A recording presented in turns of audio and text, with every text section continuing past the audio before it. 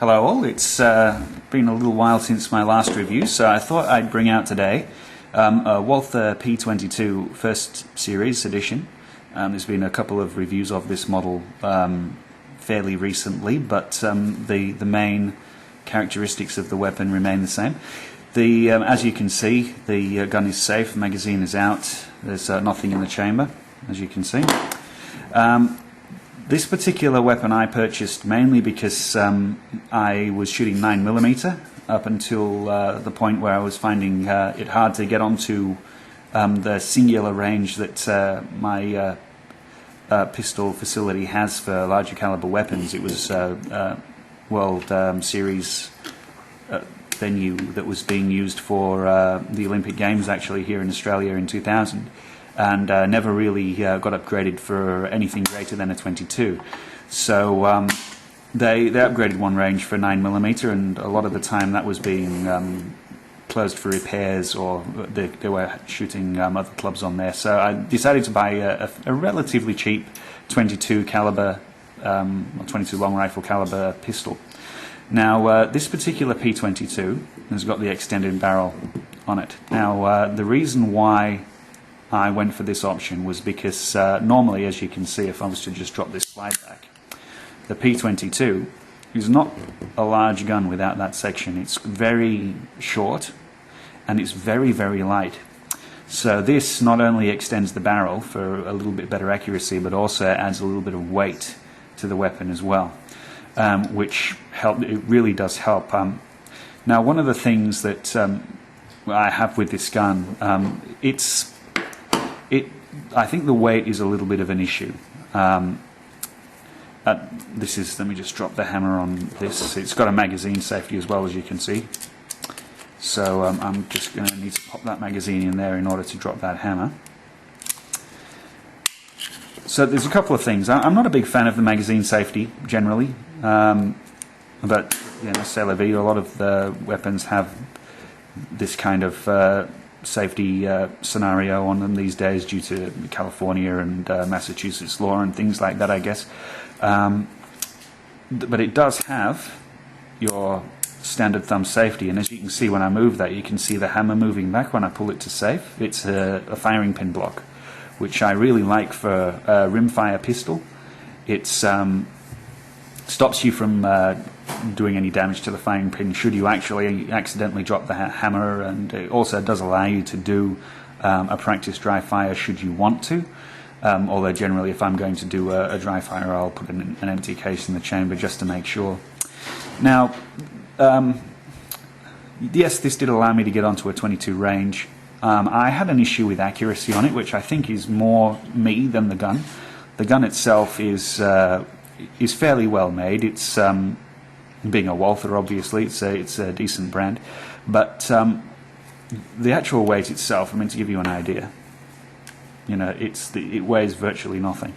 I don't have the actual weight on me, but it's extremely light, and when you're, even with two hands, when you're trying to aim at a 25-meter target, you do tend to get a lot of movement just by, even pulling the trigger can pull it off, and obviously I'm exaggerating this action here. So I tend to have some problems with it, but I don't have the steadiest hands in the world. But in terms of build quality, I quite like it. I can't really fault the weapon. Breakdown is fairly simple. You can see here it's got a catch which is visible on both sides, and that is pulled down.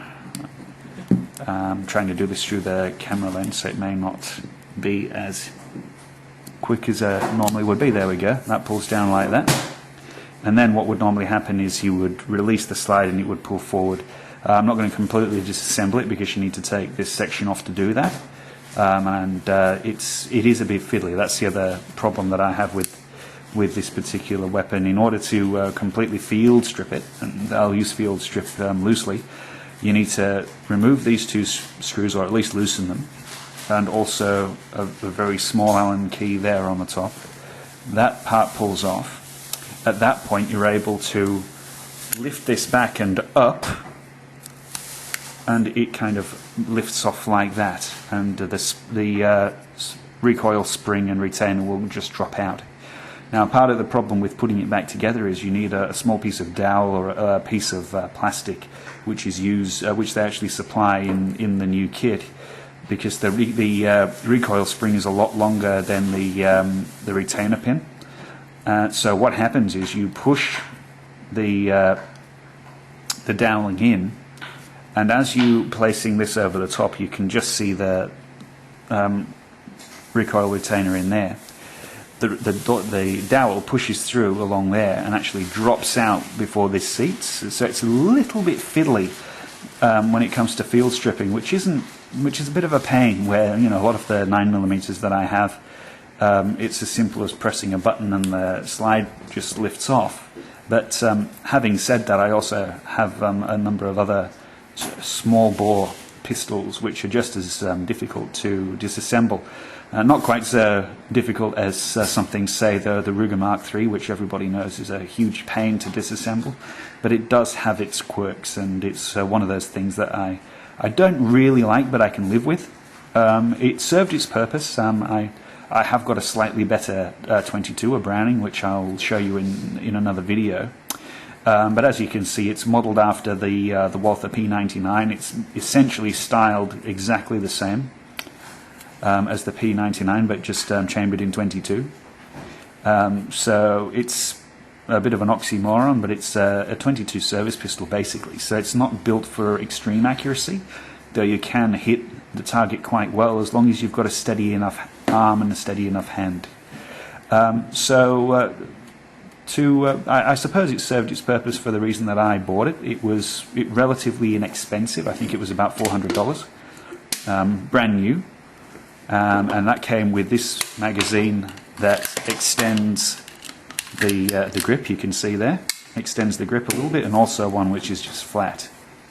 So that's what you get in the pack. You get in the extended barrel, you get this extra extension and weight on the end.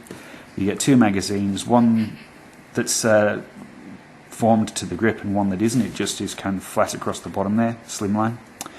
And it's a Walther, so you're not really going to go wrong. Given that it's a polymer grip, polymer trigger, really the only thing that's metal on here is the barrel, and just this is a block of alloy here. But it's for the price point, it's a pretty good pistol. So I can't really fault it. It's never going. You're not going to see it in the Olympic Games. You're not going to see it in the World Championships. But for a plinker, something that you want to have a bit of fun with, it's definitely a gun that serves its purpose. And I must have put about 10,000 rounds through this, and it's just a lot of fun to shoot. It shoots rapidly, quite easily, and as you can see, it's hammer fired. It's quite an interesting gun, given it being modelled after a service pistol, and I quite like it. So that's a very basic overview of the P22 without doing a field strip. I may do a separate video of a field strip, given that there are some tools required, 2 different size Allen keys, and the doweling I mentioned that you need to reseat the recoil retainer pin. Well, the other thing I should notice is that it's the European style magazine release, so you don't have the button here. You actually press down just below the trigger, and it pops the magazine. Now that's one of the things that some people don't like. A lot of people find it hard to get used to. I wouldn't say didn't like it. It took me a while to get used to, but now it's one of those things that I quite like. I can pop it with my thumb or my finger, so it's ambidextrous in that sense. It has quite a strong recoil action to release the magazine. So all in all, it's quite a good pistol, especially for the price point. You're not going to break the bank buying one. 22 ammunition is dirt cheap, as anyone who shoots 22 knows. Anyone who's familiar with firearms really knows. If you wanted a cheap pistol that you could go to the range and shoot all day, this is definitely one. So I'll leave it at that for now. As always, feel free to leave any comments you can, and anything I may have got wrong, I'm always happy to be corrected on anything. But that's all for now. Thanks for watching.